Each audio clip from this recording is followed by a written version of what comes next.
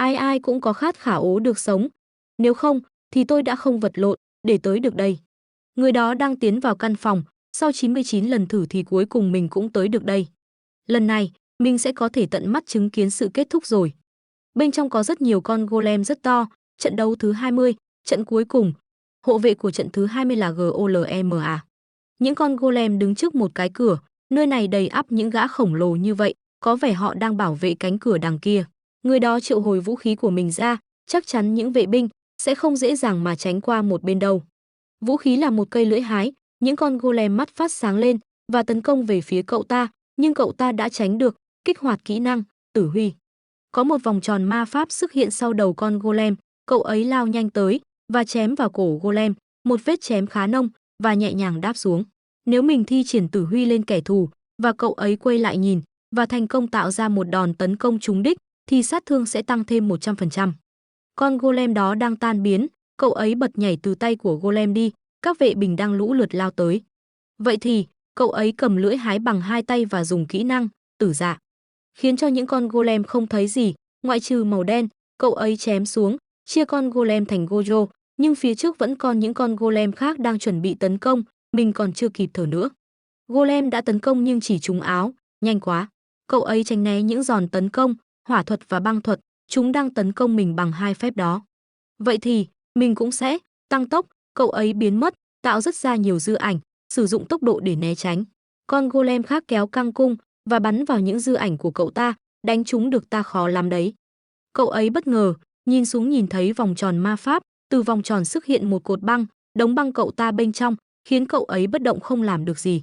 Có một con golem đang đi lại, nó đưa vũ khí ra sau chuẩn bị tấn công, ánh trăng hủy diệt, chém cột băng thành làm đôi và chém luôn cả con golem đó thành Gojo luôn. Vù. Suýt thì chết. Nếu đối đầu trực tiếp với cái thứ đó thì ngay cả mình cũng sẽ phải chịu nhiều tổn thất. Cậu ấy đưa vũ khí về sau lưng, nếu mình đỡ từng đòn tấn công thì chuyện này sẽ không bao giờ kết thúc mất. Mình phải kết thúc trận đấu này trong một đòn. Những con golem chuẩn bị tấn công, cậu ấy dậm chân mạnh xuống, kích hoạt ánh trăng hủy diệt, huyết nguyệt, chém một đường ngang người những con golem, khiến chúng ngã xuống, còn cậu ấy đáp xuống nhẹ nhàng, cuối cùng cũng xử lý xong tất cả bọn chúng. Giờ thì, tới lúc chứng kiến thứ mà các hộ vệ đang canh giữ rồi. Đã đi vào bên trong, nhìn lên, nơi này là gì vậy? Trông khá giống một đền thờ. Mình có phải đi qua cánh cửa bên trên thềm kia không? Hay là sẽ có thứ gì đó đột nhiên xuất hiện ở đây? Thôi cứ vào đi thì biết. Cậu ấy tiến lại vòng tròn trên sàn, vòng tròn đó liền phát sáng, liệu mình có thể kết thúc trò chơi này không? Lối vào phòng boss, điều kiện vào 1/5. Để mở phòng boss, phải cần ít nhất 5 người chơi. Cậu ấy bất ngờ, cái gì? Xác nhận đã có một người chơi tới được phòng boss, vì chưa đáp ứng được các điều kiện được vào. Người chơi sẽ bị tiêu diệt sau 5 giây, cậu ấy đấm vào vòng tròng ma pháp, ý ngươi là sao? 5. Tấn công một lần nữa bằng lưỡi hái, rõ ràng đây là cố ý mà, tên khốn. 4. Cậu ấy đã ngừng tấn công, không thể nào, mọi chuyện sẽ kết thúc như vậy sao? 3. Nhìn vào tay mình đang tan biến. 2. Chết tiệt. Nó đã đến đầu cậu ấy. 1. Bạn đã chết. Bạn đã có đủ điều kiện để kích hoạt, cổ ngữ đảo ngược thời gian bạn sẽ quay về thời điểm trước, vòng đấu 1. Số lần cổ ngữ đảo ngược thời gian bạn đã sử dụng 100/100, bạn đã tiêu hết số lượt dùng cổ ngữ đã được in ra còn lại sẽ tự động biến mất, bắt đầu lần hồi quy, thứ 100. Khung cảnh trước ngôi đền và rất nhiều người phía dưới. Mọi người, khi nào còn 5 giây, hãy đếm ngược cùng chúng tôi nhé. 5. Người cậu ấy tỏ sáng. 4. Chết tiệt, nhìn vào bàn tay, mình quay trở lại rồi. Mình đã quay trở lại ngay trước khi mình bị cuốn vào cái trò chơi chết tiệt này. Mặc dù mình đã tới được vòng cuối cùng. Cậu ấy nắm chặt tay. 3. Nếu có thể. 2. Thì mình muốn thời gian ngưng đọng lại ngay lúc này. Cậu ấy nhớ lại, số lần cổ ngữ đảo ngược thời gian bạn đã sử dụng 100/100. 1. Chậc, dù sao thì đây cũng là lần thử cuối cùng rồi. Mình sẽ lại kết thúc trò chơi này. Cậu ấy kéo mũ xuống, để làm được như vậy, mình cần thêm 4 người đi cùng tới vòng cuối cùng. Ai sẽ là người thích hợp nhất để cùng lập đội đây? Vài phút trước, có những người đang nói chuyện, cuối cùng chúng ta cũng trở thành người lớn rồi. Ở Hàn, bạn sẽ trở thành người lớn vào lúc giao thừa năm bạn 18 tuổi. Không cần phải giả ID nữa đúng không? Dĩ nhiên, một người đang nói chuyện, sau khi tốt nghiệp tao nên làm gì nhỉ? Có nên thử đi giao đồ ăn không? Người đó quay lại hỏi, Yeong Min, mày định làm gì, tao á? Người đó cười và trả lời, tao chưa kể à? Tao sẽ trở thành xã hội đen. Những người khác nói, mày điện hả? Nếu làm việc đó thì chỉ cần phạm một sai lầm thôi là cũng có thể chết đấy. Vậy là mày không đùa hả? Này, tao bảo là kệ đi rồi mà. Mày chỉ sống một lần trên đời thôi đúng không? Tao chỉ muốn sống theo cách tao muốn thôi. Ba người kia cười và nói, ha ha ha. Điên thật. Nghĩ trong lòng, bao giờ tốt nghiệp, mình sẽ cắt đứt liên lạc luôn với thằng này. Thế sau khi tốt nghiệp thì mày định tính sao với thằng chạy vặt? Ý mày là tên khốn nghèo nàn, lúc nào cũng u ám đó hả? Bọn họ cười nói, tao không thể tha cho nó chỉ vì tao tốt nghiệp được. Tội nó ghê, chắc nó nghĩ nó tốt nghiệp xong là mọi chuyện sẽ kết thúc. Tên khốn này ác thật đấy, nó không có quyền quyết định bao giờ thì chuyện này kết thúc. Tao phải trêu đùa nó hết mức có thể mới được. Có một tên đã thấy gì đó, hả? Đợi đã, chẳng phải đó là thằng chạy vặt cho mày à? Bọn họ đã nhìn thấy cậu ấy, cuối cùng cũng tới lúc rồi. Mọi người, khi nào còn 5 giây, hãy đếm ngược cùng chúng tôi nhé. Ừ, đấy là thằng sai vặt của tao đấy. 5, 4, 3, 2, Yeong Min nói, hả? Thằng đó, một, cậu ấy cũng quay lại nhìn, hôm nay, nó cứ khác khác ấy nhỉ, chúc mừng năm mới. Gong Minh định tiến tới nó điên rồi hả? Sao nó cứ nhìn tao chằm chằm thế? Này, Yeong Min, đang giao thừa mà, tha nó đi. Ừ, mày còn đầy thời gian để bắt nạt nó mà. Thằng khốn, hôm nay tao bỏ qua cho đấy. Bọn họ chúc mừng năm mới nhau, cuối cùng tao cũng thành người lớn rồi, chúc mừng năm mới nhé. Ừ, vạn sự như ý nhé, có giọng nói cất lên, con người buồn cười thật đây. Chúng tổ chức năm mới mà chẳng biết mình đang ở trong tình thế nguy cấp thế nào. Mày vừa nói gì cơ? Tao có nói gì đâu. Cái gì? Tao vừa nghe thấy gì đó mà, có một người có cánh đang bay trên không, và nói, nhìn chúng không biết gì và hoàn toàn sốc, cảm giác giống như đang xem lũ khỉ ở trong lồng ấy. Mọi người bàn tán, chết tiệt, đó là thiên thần hả? Đài truyền hình đang tổ chức một sự kiện cho năm mới hả? Họ mà nói đó là thật thì tao cũng tin đấy. Cô ấy đẹp quá, cậu ấy nói, cô ấy xuất hiện rồi. Dù trải qua 99 lần rồi nhưng vẫn khó chịu thật. Cô ấy lại tiếp tục nói, lũ con người rác rưởi. Các người có vẻ đều gục ngã trước vẻ đẹp của ta rồi nhỉ. Nhưng đừng có suy nghĩ gì kỳ lạ đây nhé. Ta không có ý định giao du với lũ sâu bọ các ngươi đâu. Nhìn phản ứng của các ngươi, thì chắc các người cũng nghe được giọng ta rồi. Có người chỉ tay về cô ta, này, cô bị làm sao đấy hả? Cô đang hóa trang thành thiên thần hay gì? Còn ý cô lũ sâu bọ là sao? Ý cô là thế nào? Hả con khốn kia, đúng là nhục nhã. Cô ấy tức giận và mắt chuyển sang màu đỏ, bực mình thật. Người vừa chỉ đã bị nổ não và văng máu lên những người xung quanh, làm cho mọi người sợ hãi. Yeong Min nói, chết tiệt, đó là cái quái gì vậy? Cô ấy chỉ tay và nói, sao một con người thấp hèn lại dám nói năng với một giống loài cấp cao như ta bằng cái thái độ đó hả?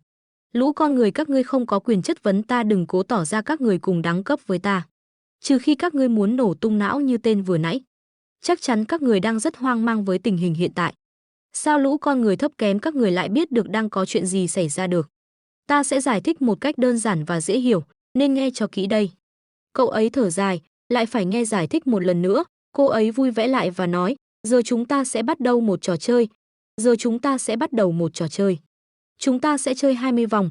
Vào ngày đầu tiên hàng tháng, linh hồn của con người sẽ được đưa vào một chiều không gian mới để chơi một trò chơi. Đó, con người chỉ cần phải làm đúng một việc thôi, là hoàn thành nhiệm vụ. Nếu các ngươi hoàn thành được nhiệm vụ, các ngươi sẽ có thể quay trở về thực tại với một phần thưởng. Có hai người đang nói, cô ta đang nói gì thế? Hình như cô ta sẽ để chúng ta sống nếu chúng ta hoàn thành vài nhiệm vụ. Các ngươi có thể nghĩ là hình như cô ta sẽ để chúng ta sống nếu chúng ta hoàn thành vài nhiệm vụ. Nhưng không phải ai cũng có thể sống sót chỉ vì hoàn thành được nhiệm vụ đâu. Chỉ một nửa số người tham gia sẽ được tha mạng. Tất cả mọi người đang hoang mang, nhưng đừng quá lo lắng. Ta sẽ không đưa tất cả đi đâu. Có một người nói, ý cô là sao? Đằng đó im lặng đi. Chỉ những người từ 15 đến 29 tuổi mới phải tham gia. Cậu ấy nghĩ, lúc bị cuốn vào cái trò này hồi năm mới, mình chưa từng nghĩ là mình sẽ lặp lại nó cả trăm lần thế này. Có người rất vui và cũng có người không vui, thế mình sống rồi. Mình sẽ sống, chết tiệt.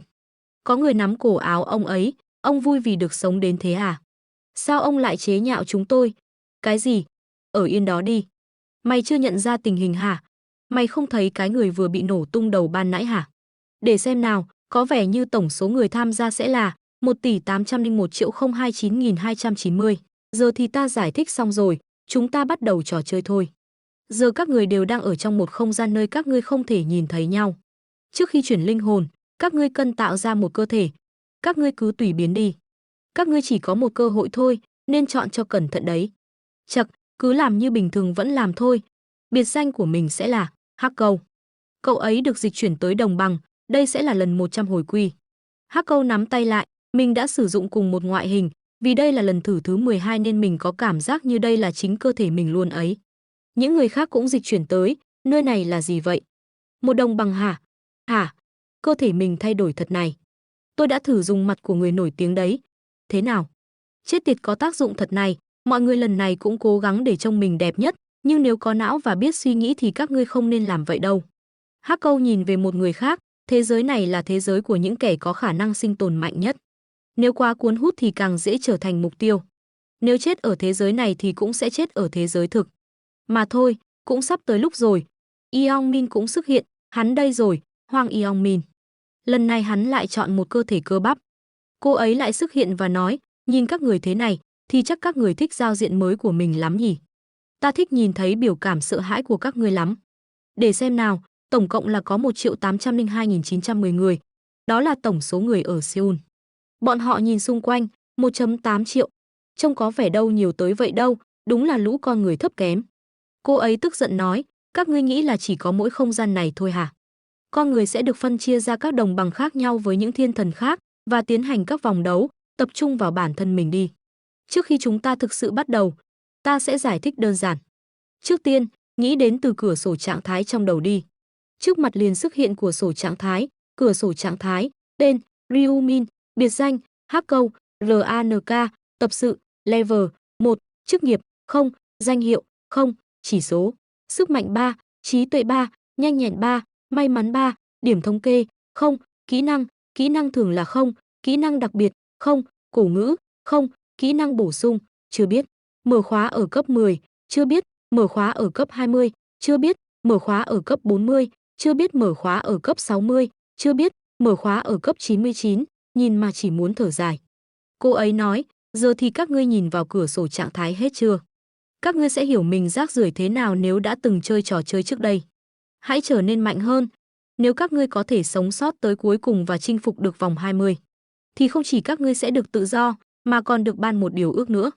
Bọn họ bàn tán, một điều ước? Thật hả? Không thể nào.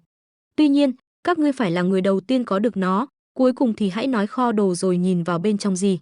Ta đã chuẩn bị một món quà đấy. Yeong Min nói, kho đồ.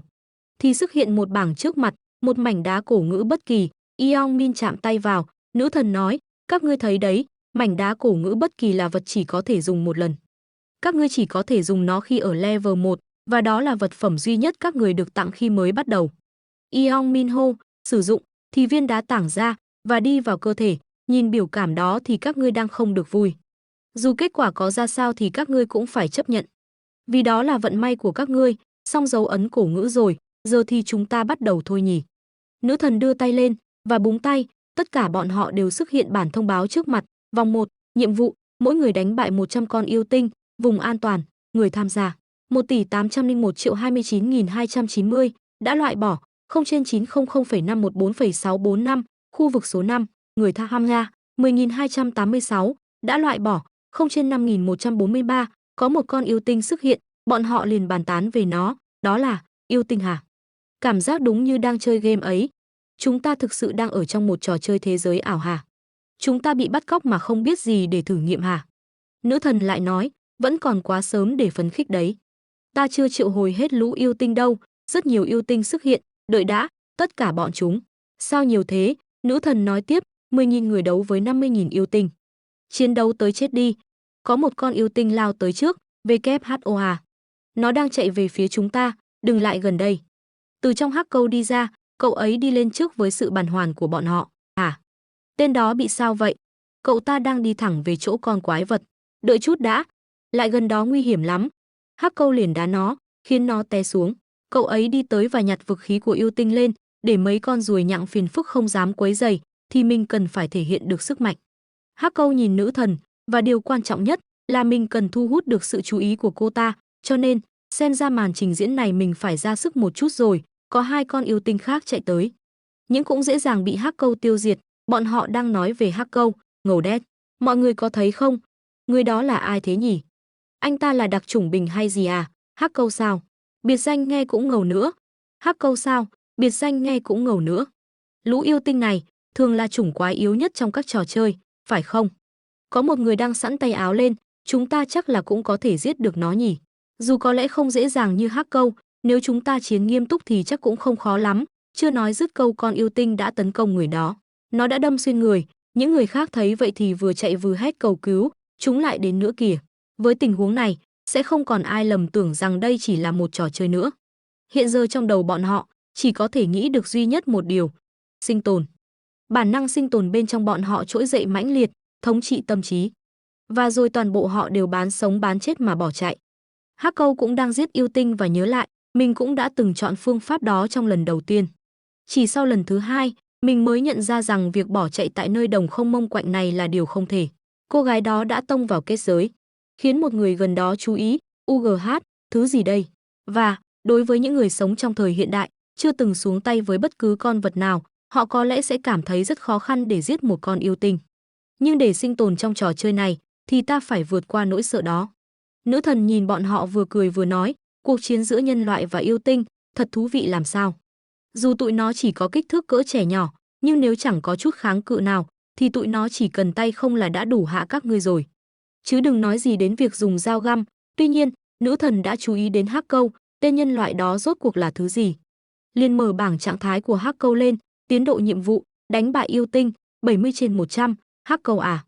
Hệ thống chết tiệt này, ngoài tiến độ nhiệm vụ ra, thì toàn bộ thông tin người chơi đều bị che giấu hết. Thôi sao cũng được, phải chỉ dẫn cho lũ nhân loại kém cỏi này thật là làm hao tổn phẩm giá của ta. Nhưng xem ra thì vẫn còn có vài tên khá đặc sắc, nên ta sẽ nán lại thưởng thức thêm một chút nữa vậy. Có một cây dao bao qua mặt Hắc cậu nhưng cậu ấy đã né được, có một bầy yêu tinh tiến tới tấn công, Hắc câu dễ dàng tiêu diệt bọn nó. Còn xoay dao nữa chứ, kết liễu một con yêu tinh nằm dưới đất, máu văng lên đầu mặt Hắc câu, còn tên nào nữa không? Bọn yêu tinh run sợ không dám tiến tới, Hắc câu lấy tay lau vệt máu trên mặt, đã lên được level 4 và công dư 6 điểm thống kê, chớp mắt đã lên được cấp 4 rồi. Cậu ấy liền nâng chỉ số, mỗi lần thăng cấp ta sẽ có thêm 2 điểm chỉ số. Đặt hết điểm chỉ số vào nhanh nhẹn đi. Ngoài tăng tỷ lệ né tránh, nhanh nhẹn còn tăng thêm tốc độ tấn công và tốc độ di chuyển nữa. Trong khoảng thời gian đầu của trò chơi, nhanh nhẹn chính là chỉ số quan trọng nhất. Hắc câu đưa cây dao lên nhìn, với tiến độ nhanh như thế này thì có lẽ mình đã thu hút được sự chú ý của thiên thần rồi. Giờ kết thúc mọi chuyện thôi. Cậu ấy ném về phía yêu tinh và trúng đầu một con, nào đến đây, bọn yêu tinh vẫn đứng đó.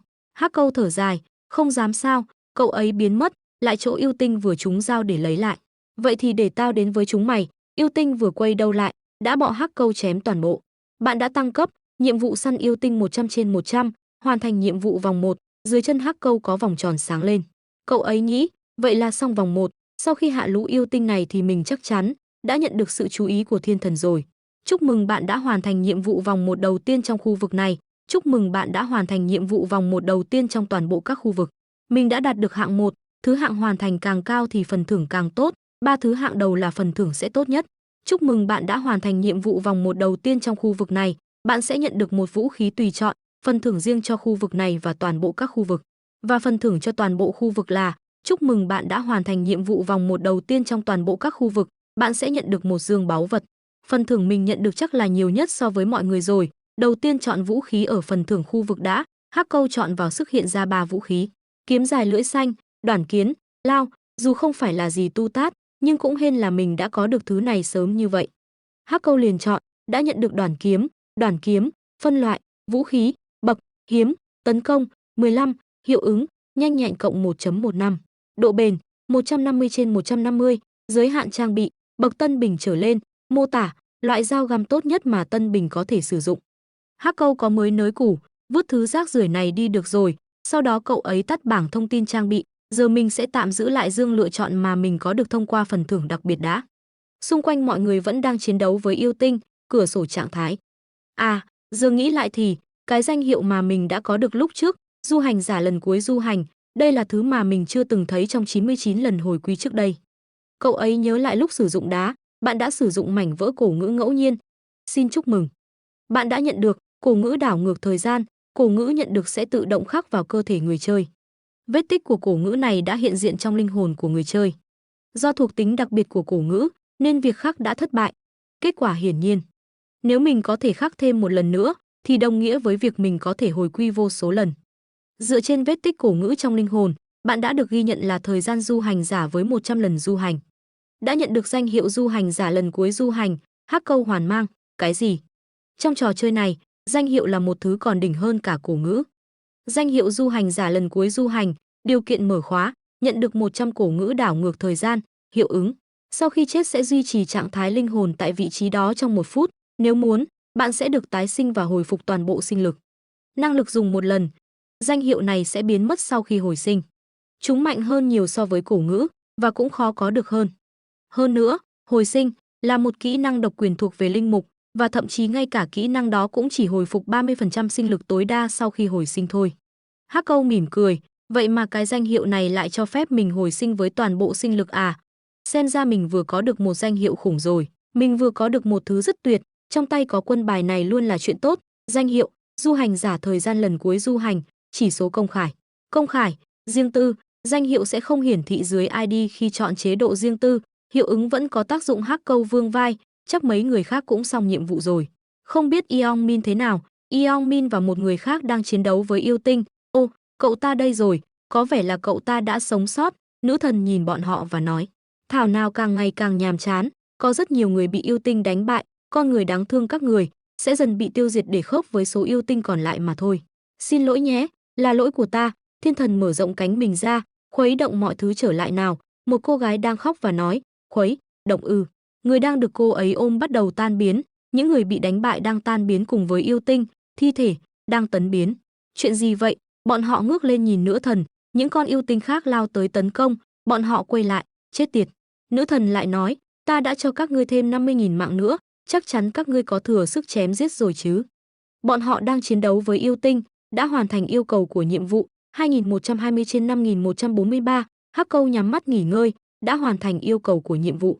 3532 trên 5143, nữ thần nhìn bọn họ chật vật và cười, Hắc Câu đã mở mắt và ngước lên nhìn, có rất nhiều người đã hoàn thành nhiệm vụ, đã hoàn thành yêu cầu của nhiệm vụ 5143 trên 5143, những người chưa hoàn thành thì đang nhìn xung quanh để tìm yêu tinh, lũ yêu tinh biến mất rồi. Chúng đã đi đâu? Nữ thần nói, chỉ có một nửa hoàn thành nhiệm vụ thôi, giờ đã xong việc, những kẻ khác sẽ phải chết, dù sao đây cũng là luật chơi. Bọn họ bên dưới nghe nữ thần nói mà bất ngờ, những người không hoàn thành nhiệm vụ đang bắt đầu tan biến, trong sự hoảng hốt, hả? Chết! Khoan đã, thiên thần, tôi chỉ phải giết thêm một con thôi mà. Xin cô, những người được vòng tròn hoàn thành nhiệm vụ nhìn bọn họ tan biến mà cũng sợ hãi, nữ thần vỗ tay và nói, sao mặt mày ủ rũ thế? Chẳng phải các ngươi nên thấy hạnh phúc vì còn sống hay sao? Không sao, các ngươi đã sống sót. Có thể quay về rồi, chúc mừng đã vượt qua ải đầu tiên nhé. Mong lần sau các ngươi sẽ cố gắng hơn, giờ công bố thứ hạng trước khi ra về nhỉ. Bảng xếp hạng hiện ra, kết quả vòng 1, toàn khu vực, hạng 1, Hắc Câu, level 5, 10 phút 21 giây, hạng 2, Lũ ngu xuẩn, level 5, 16 phút 15 giây, hạng 3, Thiên ma, level 5, 17 phút 7 giây, khu vực hiện tại. Số 5, hạng 1, Hắc Câu, level 5, 10 phút 21 giây, hạng 2, Đời là thước phim, level 5, 23 phút 55 giây, hạng 3, Hắc Long trong tay, level 5, 24 phút 43 giây, Hắc Câu đứng hạng nhất toàn khu vực và khu vực hiện tại. Bảng thông báo sức hiện, phần thưởng, thưởng xếp hạng, phiếu vũ khí hiếm cấp thấp nhất, đã tặng, dương phần thưởng đặc biệt tùy chọn, đã tặng, thưởng hoàn thành nhiệm vụ, 1.000 đồng vàng, chưa tặng, bạn sẽ nhận thưởng hoàn thành nhiệm vụ sau ít phút. Hắc Câu nhìn vào bảng thông báo, bạn đã nhận được 1.000 đồng vàng vì hoàn thành nhiệm vụ, chúc mừng. Bạn có thể dùng số vàng nhận được để mua vật phẩm tại cửa hàng, tính năng mua trang bị sẽ mở khóa khi đạt level 10. Những người khác nhìn Hắc Câu với vẻ mặt bất ngờ, Hắc Câu nghĩ, chắc ai cũng biết mình đứng nhất rồi. Nữ thần bất ngờ với thứ hạng của Hắc Câu, không ngờ vị trí số y toàn khu vực lại nằm trong địa bàn của ta, thật khó tin. Nữ thần hỏi, Hắc Câu phải không? Trả lời ta đi, mới nói, sao ngươi lại mạnh như vậy? Ngươi đã có được cổ ngữ đặc biệt hay là gì đó? Chết tiệt, Hắc Câu trả lời, ngài cứ nhìn cửa sổ trạng thái của tôi là biết mà. À thì, nữ thần liền ra vẽ, dĩ nhiên là được. Thiên thần như ta kiểu gì chẳng thấy được thông tin đó. Ta chỉ thử ngươi thôi, đừng chọc cười nữa. Hắc Câu hỏi thiên thần này, sao thế? Tôi có một thỉnh cầu được không? Nữ thần hỏi lại, thỉnh cầu. Hắc Câu đáp, phải. Hình như, phần thưởng cho người đạt hạng nhất có chút sơ sài. Hắc Câu nói câu đó ra làm mọi người bất ngờ, còn nữ thần khó chịu, và hỏi lại, gì cơ? Ngươi vừa nói cái gì? Hắc Câu khoảnh tay trước ngực nói, tôi mong ngài có thể tăng thứ gì đó tử tế hơn. Nữ thần đã thật sự tức giận, nói lại lần nữa xem. Hắc Câu nói, tôi không thích phần thưởng của mình, nên muốn ngài ban thứ tốt hơn. Nữ thần và mọi người đều đang nhìn Hắc Câu. Nữ thần tức giận nghĩ, một con người tầm thường lại dám yêu cầu với ta sao?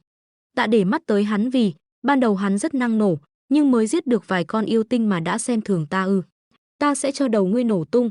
Nữ thần nhớ lại, ta đã giết người bằng dị năng dùng một lần rồi đó, đồ con người ngạo mạn. Ngươi nghĩ ta không giết được ngươi sao? Nữ thần đã nghĩ ra gì đó. Khoan đã, phải, ta biết nên ban cho hắn thứ gì rồi, ngươi muốn phần thương tốt hơn à? Nữ thần đã hạ xuống đất và nói, ta thường từ chối mấy yêu cầu như thế ngay lập tức nhưng ta nghĩ lại rồi, nói chuyện riêng đi. Những người khác đợi một lát, nữ thần đi trước Hắc Câu theo sau, những người xung quanh cũng bàn tán, cô ta thật sự định đáp ứng hắn hả? Không ngờ lại mặc cả được với thiên thần, tôi có nên thử một phen không? Tôi cũng muốn phần thưởng khác, khá chắc là vì cậu ta đứng nhất thôi, đuổi ta đi kiểu này phần thưởng phải quý tới mức nào chứ, ghen tị thật. Hắc Câu quay lại, và những Yeong Min, xong cậu ấy bỏ đi, vào khu rừng nữ thần vẫn đi trước Hắc Câu theo sau, sao không lại gần đây? Ngươi định bắt ta ngoái đầu mãi à? Đi cạnh ta đi. À vâng. Nữ thần nghĩ, lũ con người ngu xuẩn, phải ra lệnh mới biết tuân theo, giống loài không biết ngoan ngoãn nhưng lại quá tham lam, và lại sao ta phải đổi thứ hệ thống ban cho hắn chứ? Ý là, dù có làm được thì không chỉ mỗi hắn là ngoại lệ, hắn nên nhận lấy thứ được ban cho, ta sẽ cho hắn thấy tham lam có hậu quả gì. Nữ thần đã chú ý đến tảng đá phía trước, ta sẽ giết hắn ngay khi bước qua tảng đá kia, nữ thần nói với Hắc Câu, dĩ nhiên khả năng cao sẽ có rắc rối. Nếu ta giết một người chơi vì tư thù mà không động đến dị năng dùng một lần, ngộ nhỡ về sau người chơi khiếu nại bất công rồi nổi loạn thì sao? Nếu thế mấy người có quyền sẽ bắt ta chịu trách nhiệm vì do hành động của ta, trò chơi mới bị phá lệ, thế nên ta cần một nơi không có ai hết. Nữ thần cười và nói thầm, tên khốn ngu ngốc, nếu ngươi ngậm miệng lại, chẳng ai biết được chuyện gì xảy ra cả. Nữ thần quay lại hỏi, ngươi muốn phần thưởng nhỉ? Nói đi, ngươi muốn gì? Thế, chưa dứt câu nắm đấm của Hắc Câu đã gần chạm tới mặt, đấm thẳng vào mặt của nữ thần, khiến nữ thần bất ngờ và bay đi. Hắc Câu tiến lại nữ thần vẫn đang nằm dưới đất, nữ thần đã ngồi dậy và chảy máu mũi đỏ. Hắc Câu đấm, cái gì đây? Tên nhân loại khốn khiếp đó vừa đánh mình sao? Nữ thần đứng dậy nhìn về phía Hắc Câu, con người chết tiệt, hắn biến mất rồi. Hắc Câu xuất hiện sau lưng và cầm vào một bên cánh của nữ thần, khiến cô ấy bất ngờ. Chờ đãi người định làm gì? Dừng lại, Hắc Câu đã bứt cánh của nữ thần, cậu ấy nói, ngài đừng có mít ướt thế chứ. Hắc Câu đã cầm cánh còn lại bằng hai tay, một châm thì dẫm lên mình của nữ thần và bứt luôn cánh còn lại, giờ thì ngài không chạy được nữa rồi. Nữ thần quay lại, Hắc Câu quan tâm hỏi, thế nào? Đau hả? Đau chứ sao không? Hắc Câu cười và nói, tôi mà chờ thêm 5 phút nữa thì ngài sẽ là người hỏi cái câu hỏi hiển nhiên này, rồi còn cười cái điệu cười ke e hê đáng khinh đó nữa. Nữ thần đáp trả, ngươi điên rồi sao nhân loại? Ngươi đang nói cái gì vậy chứ? Hắc Câu cầm cánh của nữ thần, ngài định dùng con dao giấu trong cánh để giết tôi chứ gì? Sau đó cậu ấy vứt cánh đi, biết quá mà. Ngươi nói giết là sao hả? Ta chưa bao giờ định làm vậy. Hắc Câu cười trả lời, muốn nói dối cũng không ích gì đâu. Chỉ cần nhìn mặt ngài là tôi biết hết, Biriel. Nữ thần bất ngờ, sao, một con người lại biết tên ta? Hắc Câu lấy vũ khí từ hệ thống ra, ngài có biết cũng chẳng để làm gì. Nữ thần hỏi Hắc Câu, ngươi làm gì đó? Sao tự dưng lại lôi vũ khí ra? Còn chưa hiểu sao? Nữ thần đe dọa, ngươi muốn đầu mình nổ tung đến mức điên luôn rồi sao? Ta chỉ cần búng ngón tay thôi là ngươi sẽ. Ngài làm gì còn khả năng để giết ai nữa? Nữ thần tức giận cắn chặt răng và nói, ngươi nghĩ mình có thể thoát tội sao? Bạn đồng hành của ta chắc chắn sẽ không ngồi yên đâu. Hắc Câu trả lời, bạn đồng hành cái khỉ gì? Thiên thần toàn là một đám ích kỷ, họ đâu có thèm quan tâm đến vấn đề của người khác. Ngài có chết hay không thì họ cũng chẳng đoái hoài tới đâu. Nữ thần phản bác, nhảm nhí, hai người nói qua nói lại, thôi đủ rồi, để tôi tiễn ngài lên đường nha. Chờ chút, ngươi đâu có được lợi gì từ việc này đâu. Có chứ, nhưng dù gì thì ngài cũng đâu biết được. Nếu ngươi giết ta thì sẽ phải hối hận đấy, ngươi sẽ không thể quay về được. Cái hệ thống này sẽ để tôi tự động trở về sau khi đã giải quyết xong mọi chuyện. Sao chuyện này mà ngươi cũng biết được? Nữ đang cố gắng thuyết phục Hắc Câu, à đúng rồi, ta sẽ đưa cho ngươi bất cứ thông tin nào mà ngươi muốn. Cho ta một cơ hội đi. Khỏi cần. Hắc Câu giải thích, nếu tôi cần thông tin thì đã tra tấn ngài để moi ra tất cả những gì tôi muốn rồi. Cái môi trường trò chơi mà mình là loài nào thì phải vì loài ấy.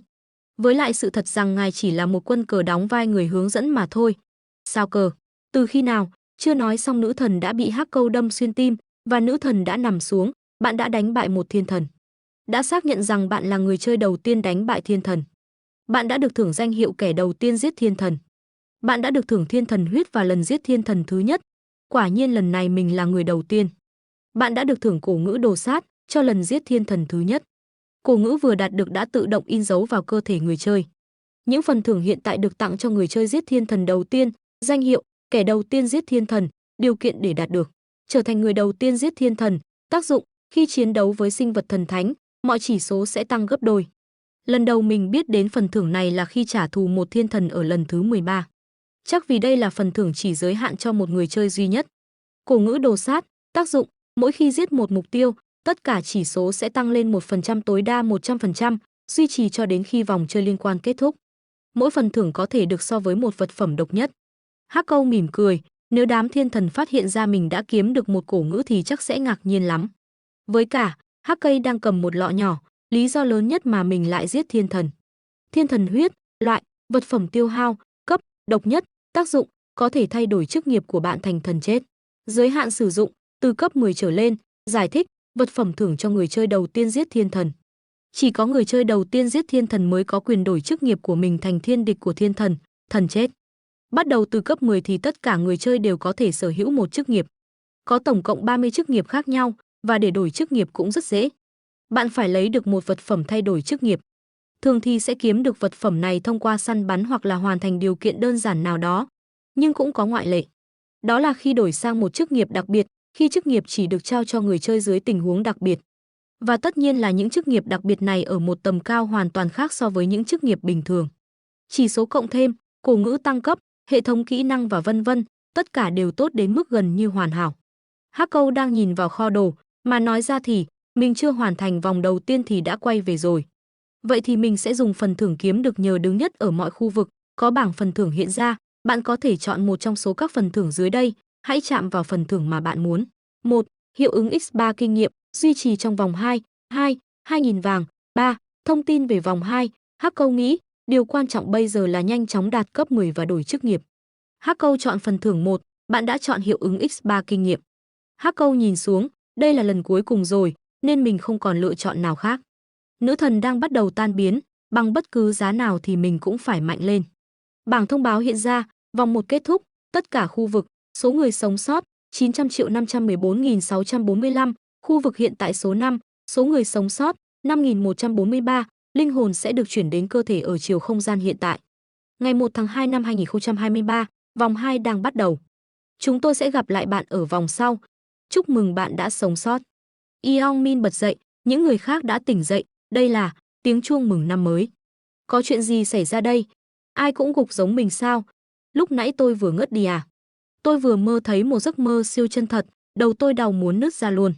Giấc mơ lúc nãy của mình thật kỳ lạ. Yeong Min lấy điện thoại ra xem giờ, 5 giờ 20 phút, thời gian ở đây cũng trôi qua giống trong mơ của mình sao? Bạn của Jin Min cũng tỉnh dậy, ôi đầu tao, tay chân ê ẩm hết rồi.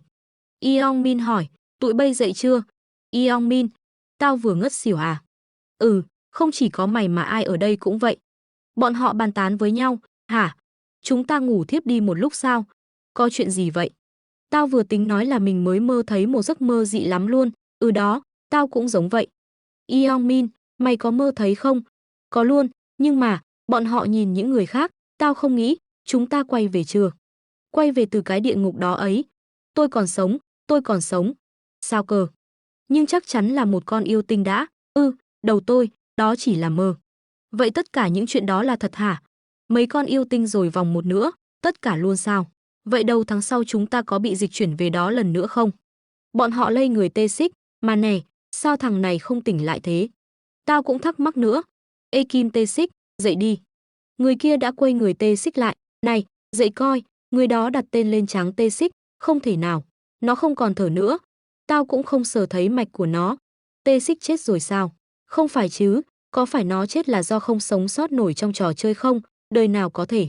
Vậy, tất cả những người không tỉnh dậy ở đây, họ đều chỉ còn là xác thôi sao?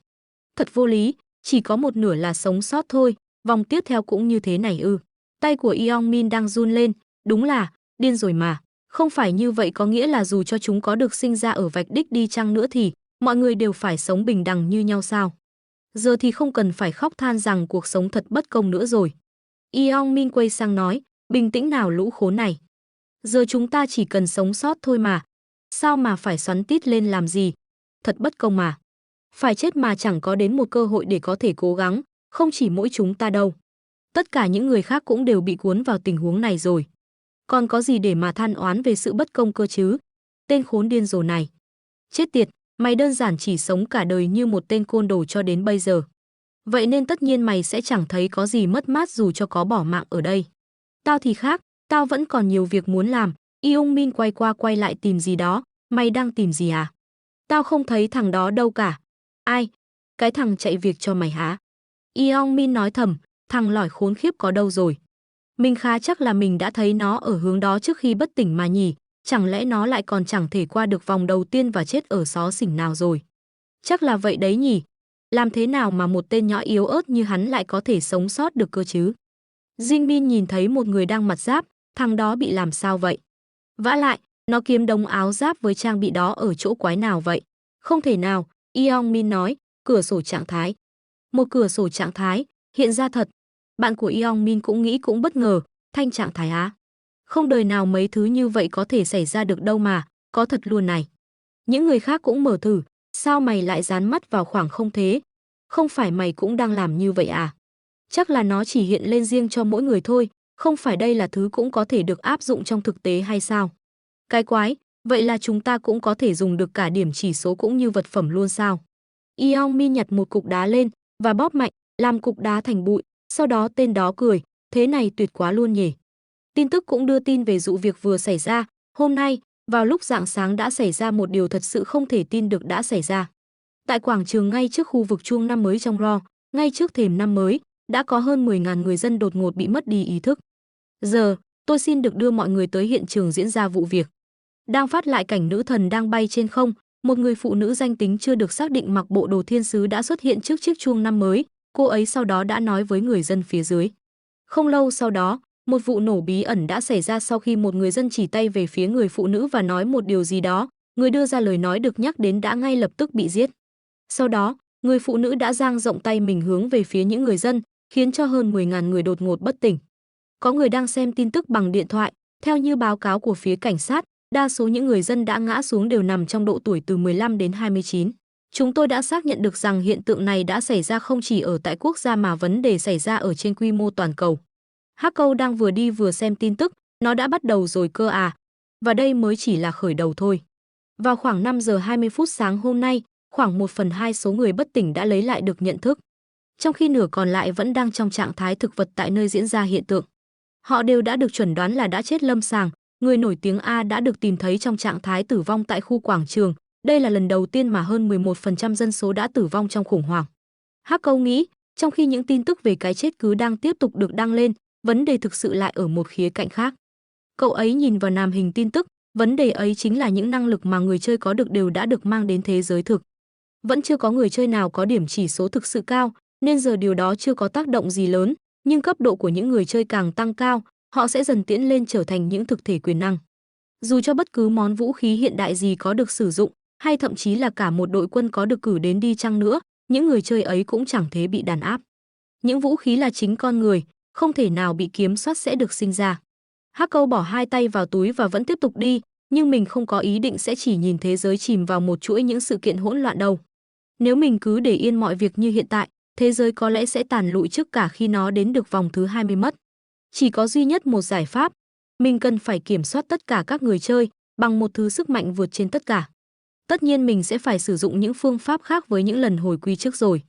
Để có thể mở cửa tiến vào phòng boss, bạn cần ít nhất 5 người chơi, mình có sẵn một vài người có tiềm năng trong đầu rồi. Và mình cũng đã có vài cách để có thể chiêu mộ được họ rồi, trời lúc này cũng đang bắt đầu sáng, nhưng giờ chưa phải lúc để hành động vội. Lúc này, có vài việc quan trọng hơn để làm. Hắc Câu đã về tới nhà, cậu ấy đi vào trong và đóng cửa lại, nhìn sang bên cạnh thì có ly mì, thằng nhỏi này, nó lại ăn tối bằng mì cốc nữa rồi. Cậu ấy mở cửa, bên trong có người đang ngủ, Hắc Câu cười và nghĩ, nó còn có thể ngủ ngon dù thằng anh nó vẫn chưa về nhà luôn à. Người đang nằm tên là Ryu Won, người này là em trai Hắc Câu, vào năm sau sẽ là một học sinh trung học năm 3. Hắc Câu nhìn ảnh của gia đình, nhà tôi không có gì đặc biệt. Tuy nhiên, Cha mẹ tôi đã qua đời sau một tai nạn giao thông, cứ như vậy, rất nhiều điều đã thay đổi chỉ sau một đêm. Cậu ấy nhìn về cuốn lịch và ảnh chụp chung của hai anh em, một trong những thay đổi đáng chú ý nhất chính là việc tôi trở thành người giám hộ duy nhất của Won. Hắc Câu dán phần bị bung của miếng băng trên tay Won lại, Hắc Câu đã mở đèn, Won cũng thức dậy, đến giờ dậy rồi, Won, anh. Won dụi mắt và xem điện thoại, Hắc Câu nói, sáng rồi. Won trả lời, gì, mới có 6 giờ sáng mà anh. Hắc Câu kéo luôn tấm chân đang đắp, làm Won bất ngờ, Hắc Câu nói, chúng ta không còn thời gian để mà tiếp tục ngủ đâu. Won hỏi, sao? Có chuyện gì ạ? Hắc Câu trả lời, anh sẽ giải thích sau, vậy nên thay quần áo đi đã. Sau đó chúng ta lên đường. Won ngáp và hỏi, chúng ta đi đâu vậy anh? Nếu anh định bảo là đi ngắm bình minh thì em thả ngủ nướng còn hơn, Hắc Câu nói, nghe anh của em đi. Won bất ngờ, Hắc Câu nói tiếp, giờ không phải là lúc để mà thư giãn hay ngủ nghê đâu. Thế giới rơi vào hỗn loạn rồi. Won hỏi lại, không phải là anh đã bảo rằng sẽ đi xem lễ đón năm mới mà, chuyện gì đã xảy ra sao? Hắc Câu nói, cứ đi với anh đi đã, anh sẽ nói cho em lúc chúng ta đang đi. Sau đó Hắc Câu và Won đi trên đường, Won quay sang nhìn Hắc Câu và nghĩ, khiến cho anh ấy phải nghiêm túc đến mức này, không biết đã có chuyện gì nữa. Hắc Câu nói, Won, em không biết tình trạng toàn cầu hiện ra sao đúng không? Won nói, sao anh lại nói vậy? Anh làm em sợ đấy. Có chuyện gì xảy ra lúc em ngủ à? Hắc Câu trả lời, kiểm tra lượt tìm kiếm hàng đầu xem. Won lấy điện thoại ra xem, chuyện này có nghĩa là sao chứ? Một thiên thần đột nhiên xuất hiện và bắt cóc người dân sang thế giới khác sao? Hắc Câu nói lại, chính xác hơn thì linh hồn họ đã bị bắt đi. Won hỏi, không thể nào, đến cả anh cũng, Hắc Câu trả lời, phải đấy. Chỉ sau khi anh săn được đủ 100 con quái vật được gọi là yêu tinh thì anh mới có thể sống sót trở lại. Won lo lắng hỏi, cái gì? Điều đó là thật sao? Anh có bị thương ở đâu không? Hắc Câu nói, đừng lo cho anh làm gì. Won nói lại, làm thế nào mà em có thể không thấy lo được cơ chứ? Won nhớ lại, phía trước di ảnh cha và mẹ của Won và Hắc Câu, vậy ra đây là gia đình. Người duy nhất mà em còn là mỗi anh thôi đó. Won vừa khóc vừa lau nước mắt, tất nhiên, em biết. Để có thể phủ lấp khoảng trống mà cha và mẹ đã để lại, anh cần phải có được cho bản thân một tâm lý vô cùng vững vàng. Nhưng, có tâm lý vững vàng và giết 100 con quái vật là hai điều hoàn toàn khác nhau. Anh hẳn cũng phải có một mặt yếu đuối, Hắc Câu nói, anh biết em đang nghĩ đến cái gì đấy. Won bất ngờ, Hắc Câu nói tiếp, ở đó, họ có một hệ thống gọi là chỉ số giống như trong game vậy nên kỹ năng vật lý của anh thực sự không quá quan trọng. Vậy nên em không cần phải lo đâu. Won nói, nếu là như vậy thì, nhưng mà, Hắc Câu nói, nếu em thấy anh trong tương lai chắc em sẽ không còn suy nghĩ giống như này nữa đâu. Won hỏi, ý anh là sao chứ? Hắc Câu trả lời, nếu muốn biết thì cứ đi theo anh đi đã. Won nói, em không muốn. Cho đến khi anh nói cho em biết chúng ta đang đi đâu, em sẽ không bước tiếp nữa đâu. Vậy nên làm ơn, hãy nói cho em biết. Hắc Câu nhìn về tay có vết thương của Won và nói ra cái tên, bang Taegyu. Chúng ta sẽ tới nơi cứ địa của bang Taegyu, nơi của tên côn đồ chuyên bắt nạt em.